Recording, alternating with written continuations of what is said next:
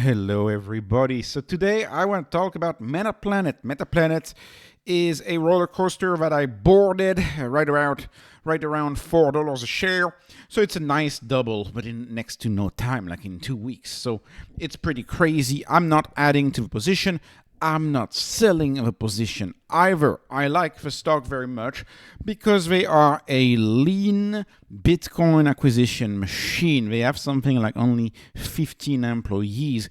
Per certain productivity metrics, they could be construed as the most productive company in the world, depending on which productivity metric you look at. It's quite outstanding that they were able to keep growing the BTC bag, and they did that very fast, and they did that with now on the bag 8,888, and of course that's by design because it is in Asia, in Japan. This number is a synonym with abundance. It's a synonym with good luck. They are using the meme language of their region, just like you would see in the US stock market, the number 420 being used left and right. They're using that number, for better communication, better. This number travels further on social. So I want to talk briefly about why I own it. Reason why I own Metaplanet. You may say I'm crazy because look at the price to NAV, the enterprise value to NAV. It's a 5.3. You're paying 5.39 times the Bitcoin bag. The bag on the balance sheet is, roughly just about 20% of the company's value. You're paying up enormously in order to buy a Metaplanet and to get exposure to that Bitcoin. You're paying a lot. You're paying 5 times more than what's on the balance sheet. But why are you doing that? Well, you are doing that because you want them to go and capture the yield for you. And they've been outstanding at doing that. In fact, the CEO has mentioned on the call that they're doubling the BTC bag every quarter. They're doubling the Bitcoin bag every quarter. The question is, how long is that going to last? Well, I don't know. I know they essentially did 100% in Q1 of 2025. Q2 2025 looks very good for them. It looks like they could very well do another 100%, roughly maybe 90%, maybe 85% in Q2 of 2025. And if you go back further out, look at December. That was absolutely outstanding, more than 300% in a single quarter. This is a company that has had the ability to grow the bag much faster than a lot of other Bitcoin treasury companies, including Bitcoin treasury companies of equal size to Metaplanet, or at least in the beginning, right? At least in the early days, of equal size in the early days. I'm thinking about, say, for example, Assembler, which hasn't grown the bag much at all, despite talking and talking and talking. They haven't really done it, right? I'm not even going to bring up GME, which is, way worse than Assembler. This company has been all action, very little talk, all action, all acquiring the Bitcoin. And I find that very impressive. And so what if they're actually able to double the Bitcoin bag for a while, right? At some point, it's going to stop. At some point, something's going to have to give. Something's going to have to break at some point, because you can't double every quarter. You can't go exponential for this long. But can you potentially go exponential like that for, say, 4 quarters? Well, if you were able to, let's go through the math. Let's do this just for fun, pro forma math. Assume this is your quarterly report here. So today, right, we have a $5 billion enterprise value company. The number of Bitcoin they have is 8,888 Bitcoin. That's 833 million. So that gives you a 5.39 MNAV, right? That's how much you're paying up. You're paying 5 billion to get exposure to roughly a billion of Bitcoin. Pretty bad deal, you would say.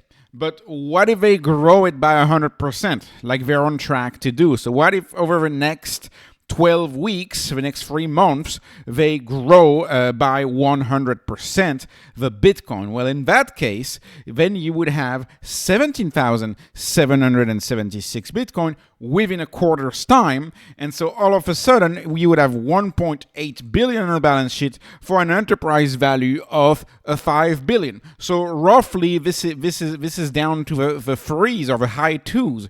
You're roughly around a 3 MNAV here. And what if we keep going? Now, if we keep going 2 quarters, so now we're talking 2 quarters ahead, so we're talking about 6 months.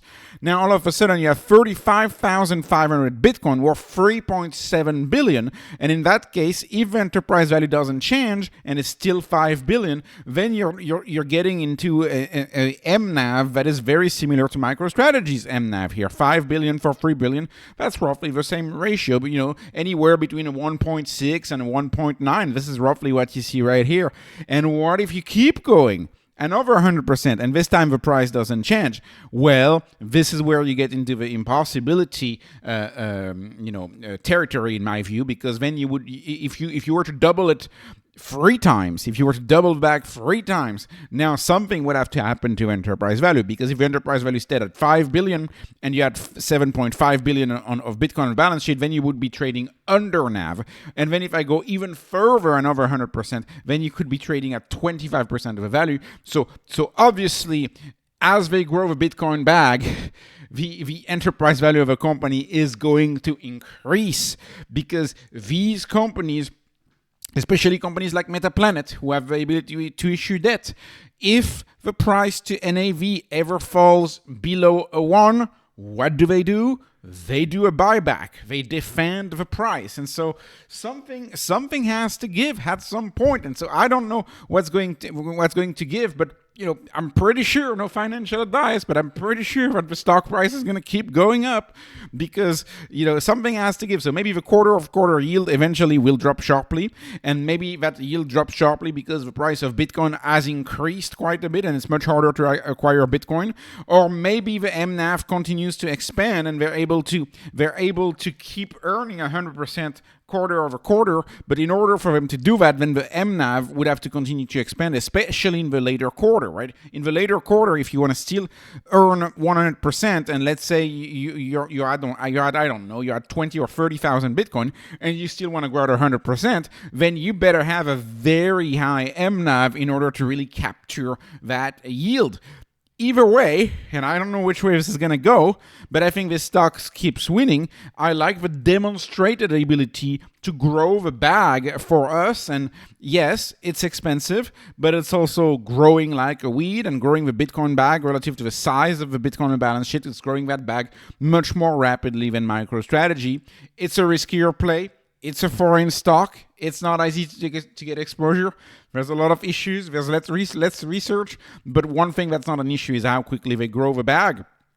So let's conclude with this. How are they able, of course, to generate that Bitcoin yield? And that's the core of the question here. Of course, right now you can still attribute to the fact that they have a very small bag, although less and less, right? A billion may not be considered too small anymore. We're about to move to a medium-sized territory, but they still have a relatively small bag compared to MicroStrategy's 580,000 Bitcoin bag, and so that explains some of the yield. I think, being more technical, the reason why they're able to grow the bag so quickly is how quickly they're able to turn around the capital. As we know, well, Saylor probably in the back end does it much quicker, but he advertises that weekly. Well, Metaplanet does it daily, or at least advertises it daily.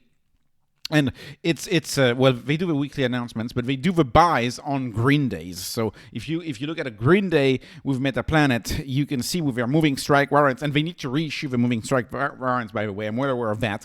But if you look at the way the moving strike warrants work, is they're able to bring in a lot of cash on green days. And there can be a lot of green days with Metaplanet because of the limit up issue and the fact that the Japanese stock market has to catch up the trading price on other markets. And so they're able to turn around quicker the fundraising to the Bitcoin, that loop. They're able to do it more quickly with higher velocity than say even a micro strategy, based on what I can tell. And obviously every single Bitcoin treasury companies is able to grow that capital, to do that loop of fundraising and buying Bitcoin much more quickly than a traditional company does. A traditional company, they will say borrow money or issue shares, and then they have to invest it, then they have to build the new store, then they have to wait for customers to show up, then they have to pay tax, and then they have to repeat. If you look at the timeline of a brick and mortar business, that loop can be 2 years, 3 years, sometimes 10 years, right? Imagine you're in the business of, I don't know, building oil rigs or building ships or very expensive products. That turnaround between capital in, money out can take years, sometimes decades. In the case of Metaplanet, it takes a day. So you have enormous capital turnaround. The third thing, which I think is a big reason about how they're able to generate that yield so quickly and benefiting from that high price to NAV, is the fact that the ticker symbol is traded across 3 markets. And it's my hope that, MicroStrategy at one point might be able to list their ticker in other markets. But if you think about the velocity of the money and the ability to do that loop, you can see it is greatly enhanced by the fact that Metaplanet pretty much trades 5 days out of 7, aside from 2 hours. That's pretty much the way you do it. The moment the Japanese market closes, the German market opens. The moment the German market closes, the U.S. market opens. Although they have much later hour in the German market, so it's traded in the 3 big buckets of capital in the world. Actually, there's other buckets, right? You have Hong Kong, you have Singapore. It'd be interesting to see if we could have actually a BTC treasury company, a stock listed in maybe more than 3 jurisdictions. But right now, this is the one that is listed in 3 jurisdictions, and it's quite impressive, especially when it comes to actually raising capital. It's very helpful. And lastly, the reason why this stock is trading at such a high NAV, enabling such a high Bitcoin yield, may quite simply be that their main market is the Japanese market. The Japanese investor is yield starved. They have very little yield there, and so they go after higher growth opportunities in order to, make up for that lack of money in retirement and for the money just sitting in the savings account earning nothing. And so a stock like Metaplanet is actually quite appealing to the Japanese market. It's more idiosyncratic in nature, but it's quite appealing because over there they're overtaxed on Bitcoin. Bitcoin has a 55% tax, but if you buy a stock that owns Bitcoin and if you buy that in a retirement account, you end up paying no tax. And so people have a lot of incentive to actually buy a company like Metaplanet in Japan, more incentive than us outside of Japan in general, more incentive. And they don't have access to a Bitcoin ETF. That's another big point. No access to the Bitcoin ETF. That's why these treasury companies are appealing. Anyways, I love very much this turnaround. I like this company for the long run. I'm not trading it. I'm owning it. I'm happy to own it. It's a side position along with, just following MicroStrategy for the right. MicroStrategy is my biggest position, but it's just a side position. It's kind of a fun position. Anyways, no financial advice, not investment advice. This was only entertainment. I hope you were entertained. Please like, please subscribe, follow me on Patreon, follow me on X. Thank you for watching, and have a wonderful, wonderful day.